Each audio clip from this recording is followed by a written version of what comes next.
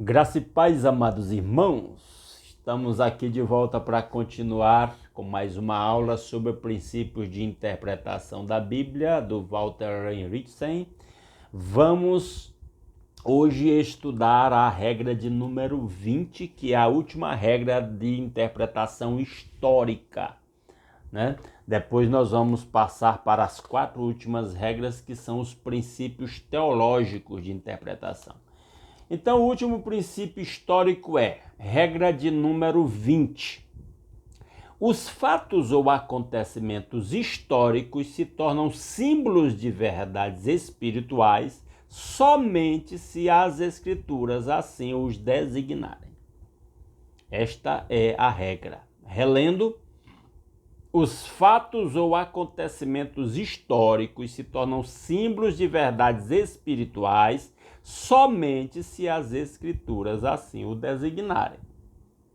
O dicionário Webster define símbolo como algo que representa ou lembra alguma outra coisa por relação, associação, convenção ou semelhança acidental, especialmente um sinal visível de uma coisa invisível. Embora haja diferenças entre as palavras símbolo, tipo, alegoria, símile e metáfora, relacionam-se de modo suficientemente íntimo para que as combinemos aqui. É interessante o Walter dizer isso aqui nesse livro.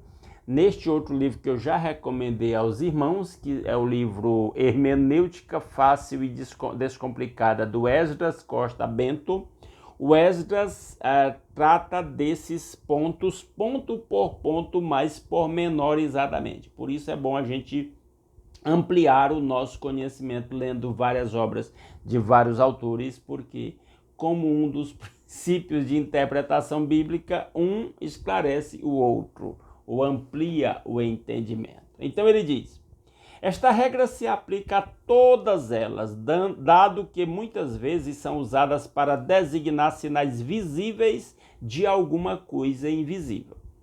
Um exemplo do uso feito pela Bíblia de um acontecimento histórico como símbolo de uma verdade espiritual é a declaração de Paulo, que diz: ora, irmãos, não quero que ignoreis que nossos pais estiveram todos sob a nuvem e todos passaram pelo mar, tendo sido todos batizados, assim na nuvem como no mar, com respeito a Moisés. Todos eles comeram de um só manjar espiritual e beberam da mesma fonte espiritual, porque bebiam de uma pedra espiritual que os seguia, e a pedra era Cristo. Isso está registrado em 1 Coríntios capítulo 10, versículos de 1 a 4. Aí o autor continua: a passagem dos israelitas pelo Mar Vermelho simboliza o seu batismo. A pedra da qual Israel bebeu, está em Números 20, verso 11, é um tipo de Cristo. Em bom número de lugares, o escritor toma um acontecimento histórico para representar uma verdade espiritual, que é o princípio que nós estamos lendo aqui. Levar isto além do ponto a que Paulo vai seria prejudicar o sentido literal da passagem. Dizer que o Mar Vermelho simboliza o sangue expiatório de Cristo, que oferece seguro caminho para a Canaã celestial, é fazer imprópria interpretação da passagem de Coríntios. Então, ele está orientando que nós devemos nos restringir ao que a Bíblia diz que é símbolo, ao que a Bíblia atribui símbolo aos fatos históricos acontecidos, ocorridos no Velho Testamento. Nós até podemos associar uma coisa com a outra, que uma possa, vamos dizer, exemplificar a outra, mas sendo honestos em dizer que a Bíblia não diz, somos nós que estamos fazendo a comparação. Ele vai explicar isso lá no final. Vamos lá, continuando. Esta mesma regra se aplica ao uso de alegoria, quando Paulo desenvolve no livro de Gálatas o tema de que a justificação é mediante a fé em Jesus Cristo, independentemente da lei, emprega uma alegoria para explicar o seu ponto. não somente alegoriza Sara e Agar, ambas as quais deram filhos a Abraão, diz-nos que está fazendo isso, pois está escrito que Abraão teve 2 filhos, um da mulher escrava e outro da livre.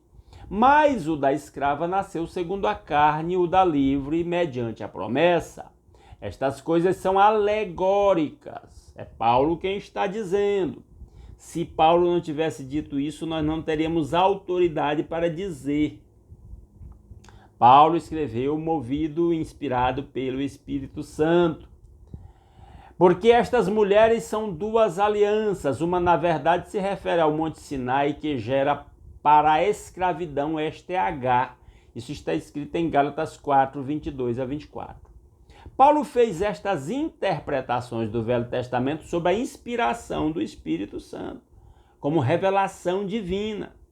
Nós também falamos, e quem é escritor escreve aí, escritor cristão escreve, diríamos sob inspiração do Espírito Santo, mas não como revelação divina, às vezes somente comentando coisas que já estão reveladas nas Escrituras. Ele o fez ocasionalmente por razões específicas. Quanto a você, porém, transformar em hábito a alegorização de fatos históricos é prejudicar a interpretação literal da Bíblia, é mudar o sentido que ela pretende ter. Então, nós não estamos autorizados a alegorizar por nossa conta. O objetivo do estudo da Bíblia é entender o sentido visado pelo autor, não despejar nas palavras dele o conteúdo que você pretende, a que a você pertence. Muitas vezes um exemplo negativo presta ajuda, especialmente quando uma passagem foi indevidamente usada para simbolizar alguma coisa. Uma parte da escritura comumente assim usada é o livro de Filemon. Olha o exemplo que ele cita de uma alegorização completamente descabida. Paulo escreve a seu bom amigo Filemon em favor de um escravo foragido, Onésimo.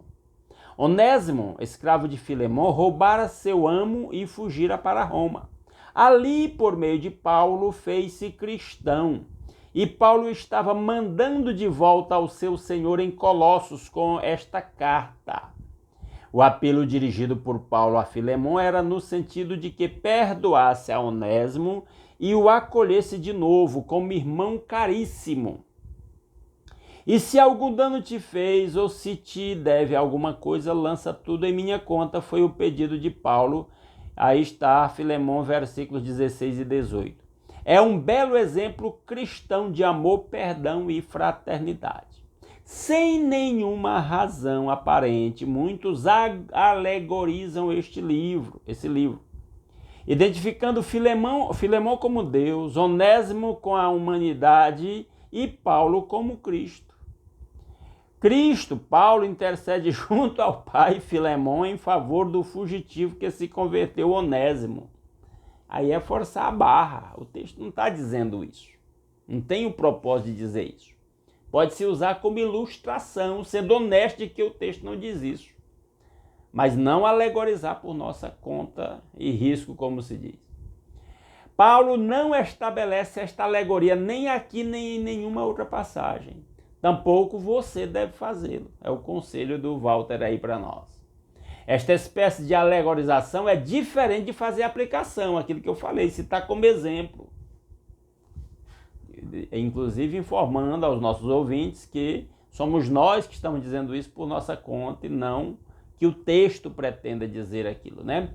Por exemplo, podemos dizer que o que Paulo pediu a Filemon em favor de Onésimo é o que Cristo nos pede. Da mesma maneira, devemos perdoar os que nos tenham lesado. Nossa aplicação é extraída do acontecimento ou fato histórico sem alterar o sentido visado no referido fato.